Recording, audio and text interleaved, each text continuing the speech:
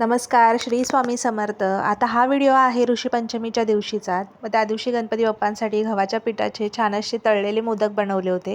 कारण आदल्या दिवशी उकडीच्या मोदकांचा नैवेद्य झाला होता, शिरा झाला होता आणि आता हे मोदक बाकी राहिले होते, तळलेले मोदक, तर ते बनवून घेतले. त्यानंतर ऋषीपंचमी होती, तर ऋषीची भाजीसुद्धा छान अशी मम्मीने बनवली होती आणि यातले मक्के खूप सुंदर लागतात, चवीला खूप छान लागतात. नक्की बघा, व्हिडिओ आपल्या चॅनलवरती आहे. त्यानंतर आरती वगैरे संध्याकाळी करून घेतली, कारण आता गणपती बाप्पांना विसर्जनासाठी न्यायचं होतं, कारण आपला गणपती बाप्पा हा 1.5 दिवसाचा असतो. गणपती बाप्पाची आरती केली आणि त्यानंतर गणपती बाप्पांना खाली घेतलं आणि पूर्ण घरभर गणपती बाप्पांचं दर्शन व्हावं यासाठी गणपती बाप्पाची मूर्ती सगळ्या घरभर फिरवून घेतली. कारण असं म्हणतात, गणपती बाप्पांचा आशीर्वाद पूर्ण घरात कानाकोपऱ्यांमध्ये राहावा.